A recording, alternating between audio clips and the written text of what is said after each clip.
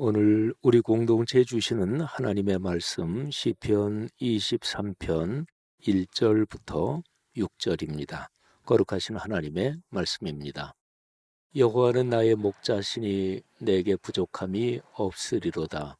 그가 나를 푸른 풀밭에 누이시며 쉴 만한 물가로 인도하시는도다.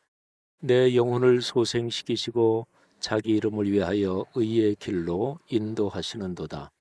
내가 사망의 음침한 골짜기로 다닐지라도 해를 두려워하지 않을 것은 주께서 나와 함께 하심이라. 주의 지팡이와 막대기가 나를 안위하시나이다. 주께서 내 원수의 목전에서 내게 상을 차려주시고 기름을 내 머리에 부으셨으니 내 잔이 넘치나이다. 내 평생의 선하심과 인자하심이 반드시 나를 따르리니 내가 여호와의 집에 영원히 살리로다. 아멘. 오늘 제 설교 제목에 살고 지고 이런 표현이 들어갑니다. 그 집에서 살고 지고. 우리말 표현 살고 지고 요 뜻을 머릿속에 이렇게 금방 떠오르죠. 살되 굉장히 행복하게 잘 산다는 거죠. 살고 지고하고 반대말을 생각하면 이제 이런 겁니다. 죽지 못해서 산다. 아주 불행한 거죠. 그러니까 살고 지고는 그거하고는 정반대죠. 행복하게 산다. 그리고 기쁘다. 그리고 또 살고 지고라는 이 단어의 어감에는 오래 길게 산다. 뭐 이런 것도 포함이 되어 있죠. 어떤 집에서 또는 어떤 상황에서 아주 행복하게 감사하면서 그리고 야 여기서 평생 이렇게 산다 살고 지고 이런 뜻이죠. 근데 제가 요 설교 제목을 생각하면서 제가 지금까지 썼던 이런저런 글을 한번 검색해 봤어요. 살고 지고 이 단어가 얼마나 나오나 꽤 여러 번 나오더라고요. 그런 거 보니까 제가 살고 지고 이 표현을 좋아하는 것 같습니다. 제가 2003년, 그러니까 제가 우리 교회 부임한 게 2004년 가을에 부임했죠. 그러니까 그 전해니까 저기 다른 교회에서 목회할 때 2003년 아주 늦가을에 제가 쓴 글에 살고 지고 이 표현이 나오더라고요. 그래서 그 글 중에서 일부를 제가 잠깐 읽어드리겠습니다. 지나가는 순간의 조각들이 아까워 밤을 깨워 함께 있고픈 계절입니다. 수없이 많은 까맣고 하얀 날을 밤 깊도록 동산에서 살고 지고 그러다 잠들어 해가 중천이도록 자고 싶습니다. 예, 여러분 요즘 삶이 어떠십니까? 살고 지고 이 단어가 주는 그 어감 또는 그 분위기처럼 사는 게 행복하고 또 즐겁고 감사하십니까? 아니면 아유 요즘 삶이 참 복잡해요. 어려워요. 또 아유 삶이 좀 고달픕니다. 뭐 그런 분도 또 계실지 모르겠습니다. 사랑하신 여러분, 사람은 살아가면서 내가 어떤 상황에서 살아가느냐 아주 중요하죠. 코로나 이전입니다. 그때 한동안 그런 게 유행했지요. 뭐 제주도 한 달 살기 또는 뭐 국내나 국외 어디 뭐 좋은데 한 달 살기 이런 게 유행했던 적이 있죠. 만일에 여러분한테 한 달 동안 어디 가서 산다. 마음대로 한번 골라봐라. 그러면 여러분 어디에서 한 달 살아보게 하시겠습니까? 뭐 제주도만이 아니라 우리나라 국내에도 참 좋은 데가 많죠. 또 뭐 외국이고 뭐고 한번 마음대로 골라보세요. 스위스를 고르시든 동남아 어디 좋은 데를 고르시든 아니면 저 북유럽 어디를 고르시든 한 달 살기 어딥니까? 또 사람에 따라서는 거기는 한 달 정도 사는 건 좋고 그런데 거기에서 평생 계속 산다. 아이, 그거는 아니다. 뭐 이런 것도 있을 수 있죠. 아무튼 한 달 살기 아니면 거기라면 그런 상황이라면 내가 앞으로 평생 거기서 살면 좋겠다. 뭐 이렇게 생각되는 지역도 있겠지요. 이거를 집이라고 생각해 본다면 어떻겠습니까? 여러분이 지금 사는 집, 그 가구 구조, 집 만족하십니까? 아마 만족하는 사람도 있겠지만 제가 얼핏 생각해 볼 때 만족하지 않는 사람들이 더 많을 것 같습니다. 다들 경제적으로 누구나 다 한계가 있으니까. 근데 이렇게 저렇게 많이 보고 듣고 하는데 보면 뭐 좋은 집들 얼마든지 많잖아요. 그러니까 마음에 원하는 대로 한다면 이거 지금 사는 집보다 뭐 좀 더 쾌적하고 좀 더 좋은 환경 그런 집에 살고 싶다. 뭐 이런 생각 누구나 가질 수 있겠죠. 또 우리나라 경제 구조가 도심 한가운데 있는 아파트, 이게 뭐 편리하기도 하지만 사실은 뭐 가지고 있을 때 부동산 가치라는 게 이게 도심 한가운데 뭐 교통도 편하고 뭐 등등 해야 이게 가치가 유지되고 또 올라가니까, 그래서 도심 한가운데 아파트에서 살긴 사는데 아유 진짜 그런 거 상관없이 어디 가서 산다, 어느 집에서 살고 싶으냐 그러면 아유 나는 아파트 사실은 원치 않고 좀 더 한적한 그런 데 살고 싶습니다. 그런 집이 좋습니다. 이렇게 생각할 분들도 계시겠지요. 여러분, 다윗은 마음에 한 가지 소원이 있었습니다. 하나님의 집에 사는 것입니다. 그것도 영원히 하나님의 집에 사는 것. 한 달 살기가 아니고 영원히 언제나 하나님의 집에 사는 것, 여호와 하나님의 집에 사는 것, 이게 다윗의 소원이었습니다. 시편 23편, 23장은 그리스도인들에게 아마도 가장 잘 알려진 그런 성경 본문 중에 하나일 것입니다. 여기에 결론 부분, 1절부터 6절까지 있는 짧은 시편인데요. 6절 뒷부분에 보면 바로 다윗의 소원이 표현이 되어 있습니다. 내가 여호와의 집에 영원히 살리로다. 내가 여호와의 집에 영원히 살고 지고. 이게 다윗의 소원이었습니다. 근데 다윗은 이 유명한 시편 여기에서만 말고 다른 데서도 하나님의 전에 내가 머물기를 원한다, 이런 표현은 많이 나옵니다. 여러분, 시편 23편 하면 얼른 머리에 떠오르는 생각이 있지요. 참 아름답고 목가적인 그런 내용이다 하는 게 누구나 가지고 있는 인상입니다. 뭐 1절, 2절 때문에 그렇죠. 여호와는 나의 목자시다. 내가 부족함이 없다. 그분이 나를 푸른 풀밭으로 이끄시고 그리고 잔잔한 물가로 나를 데려가신다. 뭐 얼마나 목가적입니까? 그러니까 목자가 양떼들을 거느리고 아주 아름다운, 뭐 우리나라에도 강원도 대관령이나 아니면 저 스위스 알프스나 이런 데 목자가 양떼, 소떼를 이렇게 데리고 가는 그런 장면이 떠오르죠. 그런데 시편 23편은 조금 이 시편을 묵상한 사람은 다 알듯이 그저 아름답고 낭만적인 목가적인 그런 시는 아닙니다. 낭만적이고 목가적인 그런 분위기하고 정반대의 분위기가 이 시 내용 가운데 들어있죠. 바로 4절에 그게 나옵니다. 내가 사망의 음침한 골짜기로 다닐지라도 해를 두려워하지 않는다. 여기 사망의 음침한 골짜기, 이런 표현이 나오죠. 이 시를 쓴 사람이 다윗인데요. 다윗은 그의 인생 여정에서 죽음의 고비를 수도 없이 넘긴 사람입니다. 사선을 많이 넘은 사람이에요. 그래서 여기에 사망의 음침한 골짜기로 다닌다, 이거는 다윗의 생생하고 실제적인 인생 체험입니다.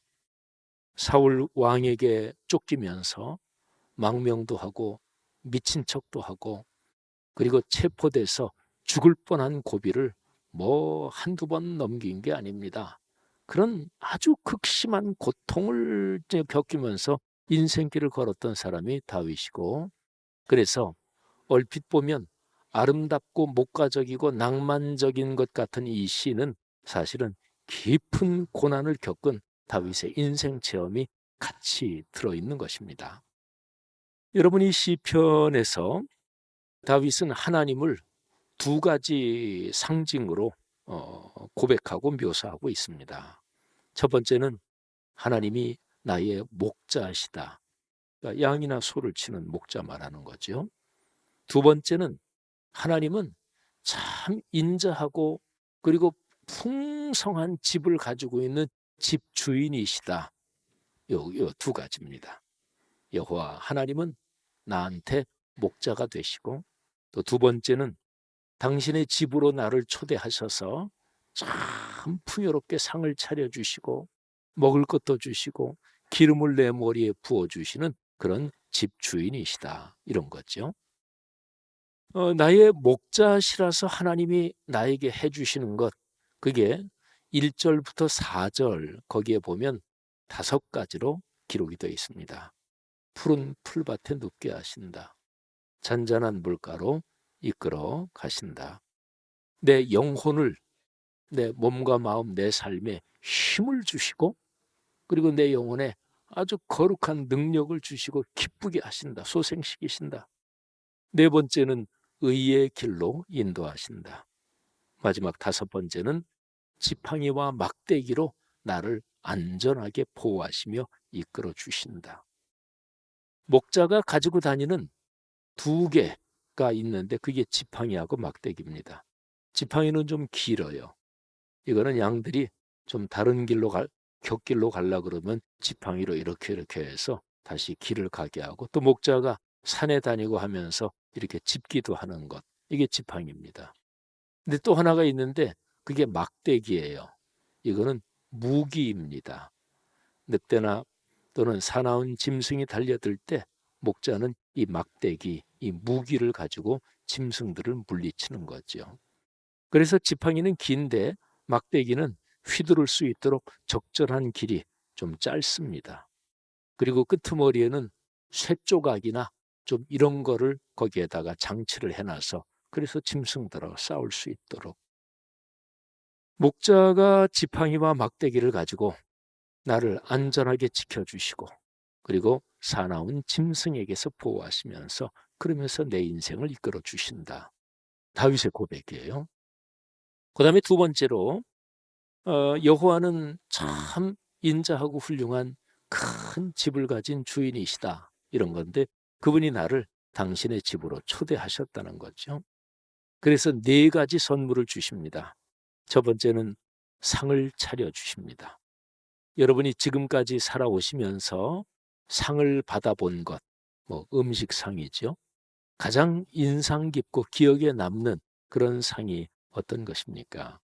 뭐 생일상, 또는 뭐 요즘은 환갑잔치 거의 안 합니다만은 환갑 또는 칠순잔치, 하여튼 와, 이건 너무나 멋진 음식상을 받았다, 어떤 것입니까? 근데 집주인이 나에게 상을 차려주신다. 두 번째는 기름을 내 머리에 부어주신다. 이거는 최상의 예우를 갖추어서 손님을 맞이할 때 하는 거예요. 세 번째는 내 잔을 넘치게 채워주신다. 그리고 네 번째는 그렇게 호의를 베풀어 주시는 그 선하심과 인자하심, 그게 내 삶에서 일시적으로만 나에게 오는 게 아니라 내 평생 이어진다. 이 4가지입니다. 여러분, 다윗은 하나님을 그렇게 고백했어요. 그래서 시편 23편에서 아주 중요한 주제가 3가지예요. 첫 번째가 하나님은 누구신가? 다윗은 고백합니다. 나의 목자이십니다. 그래서 5가지 선물, 또 그 보장을 주십니다. 하나님은 나를 당신의 집으로 초대하신 집주인이십니다. 그래서 4가지 복된 선물을 주십니다. 이게 다윗의 고백입니다. 한번 저나 여러분이 자신에게 질문을 던져보십시다. 여러분에게 하나님은 어떤 분이십니까? 다윗은 하나님이 목자와 같고 집주인과 같아서 자기에게 이런저런 선물을 주신다고 너무너무 감격해하고 있습니다. 아까도 말씀드렸지만 다윗이 혹시 어려움을 전혀 겪지 않고 흔히 하는 말로 금수저 물고 태어나서 평생 복잡한 일 없이 그냥 평탄하게 살았다. 다윗을 그렇게 오해하시면 안 되죠. 다윗은 인생 굴곡이 사실은 굉장히 심한 사람입니다. 성경에서 다윗만큼 인생 굴곡이 심한 사람이 있었을까요? 아브라함, 이삭, 야곱 이렇게 이어지는데 야곱이라는 인물이 그 자기 아들 요셉이 이제 애굽의 총리가 됐죠. 그래서 온 가족이 애굽으로 내려가요. 그래서 이 야곱이 자기 아들 총리가 된 요셉이 소개를 해서 애굽의 왕 파라오 바로를 아련합니다. 근데 거기에서 이 야곱이 바로한테 이런 얘기를 합니다. 제 인생 나이가 130입니다. 그런데 험한 세월을 걸어왔습니다. 그러니까 야곱은 자기 마음속에 생각하기를 아유, 내 인생 참 험하다. 이런 자의식이 있었던 거죠. 근데 어떤 면에서는 야곱보다 다윗이 인생 굴곡이 제가 이렇게 성경을 생각해 봐도 훨씬 더 심합니다. 적어도 야곱은 애굽에 내려간 뒤로는 야곱이 험한 꼴을 겪었다든지 그런 게 나오지 않습니다. 근데 다윗은 사울의 그 무시무시한 추격을 나중에 다 끝나고 나서 사울은 죽고 다윗이 왕이 되잖아요. 근데 왕이 되고 나서도 이 다윗은 굴곡이 이렇게 저렇게 아주 심했습니다. 아무튼요, 이 다윗은 그렇게 인생 굴곡이 심했고, 그러니까 여러분이나 저나 살면서 아우 목사님 다윗이 그렇군요. 아우 저나 비슷하네요. 이렇게 생각하실 분들도 계실지 모르겠는데 어쨌든 그런 다윗은 고백하기를 하나님이 누구신가? 나의 목자십니다. 나를 초대하신 집주인이십니다. 그분이 나에게 풍성한 선물을 주십니다. 그래서 저는 부족한 게 없습니다. 저는 감사합니다. 이게 다윗의 고백이에요. 여러분에게 질문 드립니다. 하나님은 여러분에게 어떤 분이십니까? 하나님이 여러분에게 주신 선물은 무엇인가요? 다윗은 하나님이 목자로서 5가지 선물을 자신에게 주셨다고 고백하고 있고 집주인으로서 4가지 너무너무 풍성한 선물을 주셨다고 고백하고 있습니다. 자, 하나님이 여러분에게 주신 지금까지 인생길 걸어오면서 주신 선물 어떤 것입니까? 아유, 목사님, 저 요즘 삶이 참 고달픈데요. 하나님이 제게 주신 특별한 좋은 선물, 생각나는 거 없어요. 안 주신 것 같아요. 이렇게 생각하시는 분들 계실지 모르겠어요. 그런 분들한테 제가 추가로 이런 질문을 드릴게요. 신앙생활하면서 지금까지 쭉 걸어오셨는데 하여튼 지금 상태는 생각해 보니까 하나님이 나에게 주신 선물 특별히 기억나는 거 없어요. 나 받은 거 없는 것 같아요. 하여튼 지금 상태 그런 거 알았고요. 그런데 신앙생활하면서 지금까지 걸어오면서 늘 그러셨어요? 신앙생활 10년을 하셨든 20년을 하셨든 30년을 하셨든 내가 그리스도 예수를 믿고 신앙생활 하면서 인생길 걸어오면서 나는 늘 언제나 하나님이 나에게 무슨 선물 주셨나? 난 생각나는 거 없어요. 선물 받은 거 없는 것 같아요. 늘 그러셨어요? 그건 아니시죠? 옛날에 그때는 하나님의 은혜 너무나 감격했고 하나님 감사합니다. 제게 이런 은혜를 베풀어 주시고 그랬던 적이 있었잖아요. 그러니까 지금 제가 던지는 질문에 목사님 하나님이 주신 선물 생각나는 게 없어요. 그거는 하나님이 안 주셨기 때문이 아닌 거죠. 여러분의 마음이 지금 작아진 겁니다. 여러분에게 은혜가 떨어진 거예요. 여러분이 삶이 고달프고 힘들어서 하나님이 주신 선물 그게 느껴지지 않고 보이지 않는 거지요. 사랑하는 성도 여러분들이요.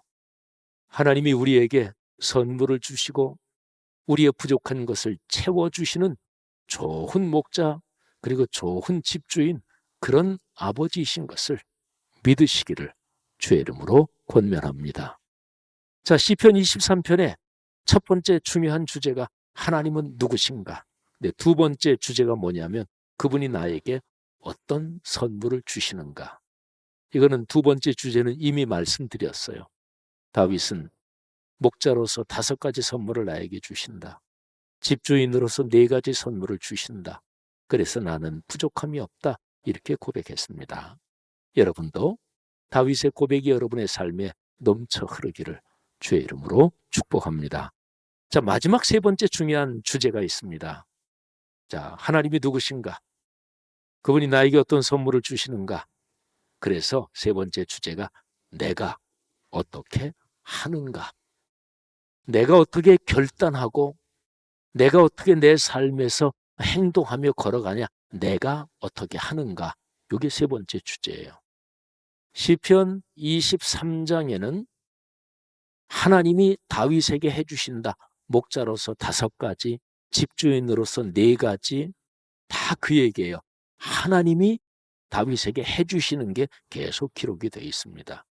그러면 다윗이 그 은혜를 받고 그 선물을 받고 하나님 감사합니다. 제가 이렇게 하겠습니다. 이렇게 살겠습니다. 그거는 딱 한 가지가 나옵니다.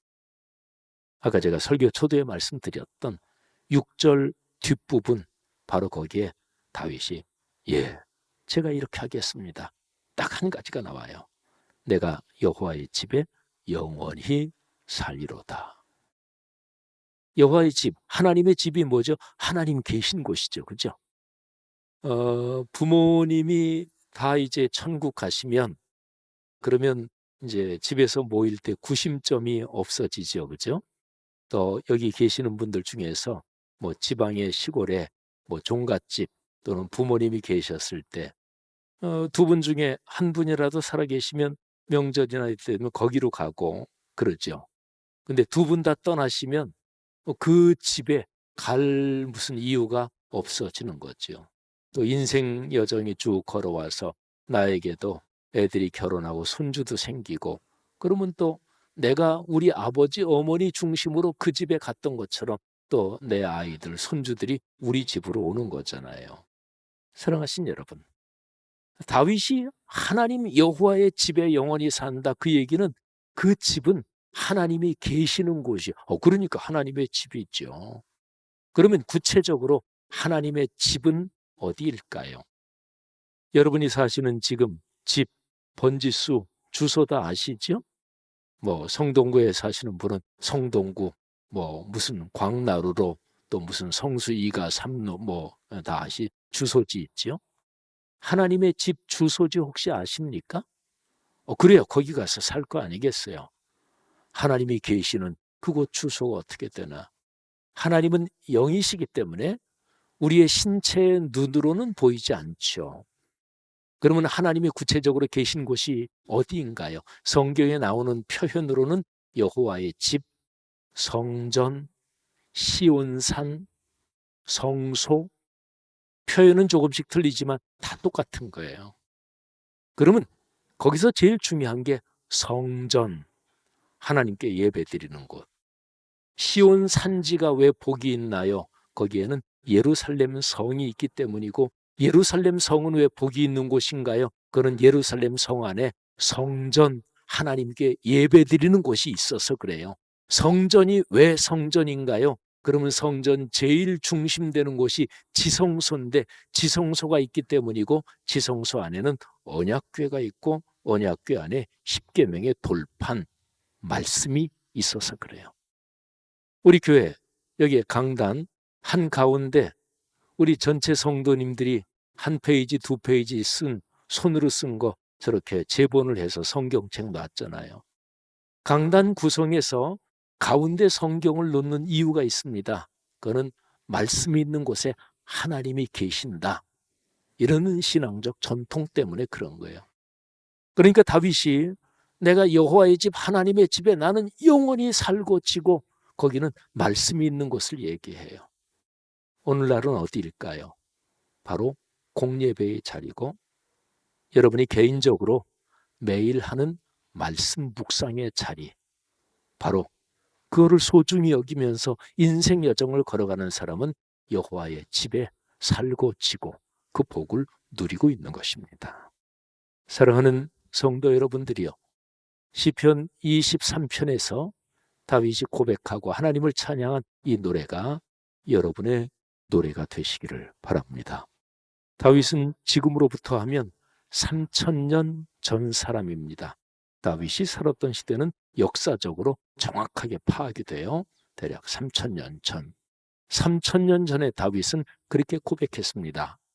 3000년 후에 이 지구 행성에서 태어나서 살아가고 있는 우리 그리스도인도 다윗이 믿었던 그 하나님을 믿고 있는 거예요. 다윗의 목자로서 다윗에게 선물을 주셨고 다윗을 당신의 집으로 초대하셔서 풍성한 선물을 주신 그 집주인으로서 하나님이 다윗을 그렇게 사망의 음침한 골짜기에서도 축복하셨던 것처럼 오늘 우리를 그렇게 인도하시는 거예요. 성도 여러분들이요, 이 신앙의 확신이 여러분에게, 우리 공동체 모두에게 충만하시기를 주님의 이름으로 축원합니다. 오늘이 종교개혁 508주년 기념주일이에요. 종교개혁의 심장이 뭐냐? 그건 여러 가지로 얘기할 수 있는데 종교개혁의 심장은 하나님의 말씀, 성경을 재발견한 운동이 바로 종교개혁이에요. 말씀이 있는 곳에 교회가 있다. 종교개혁자들의 가르침이죠. 내일부터 금요일까지 이어지는 저녁 집회 5일 동안 꿈새 한가을에 하나님이 다시 이 말씀을 통해 여러분을 축복하실 것입니다.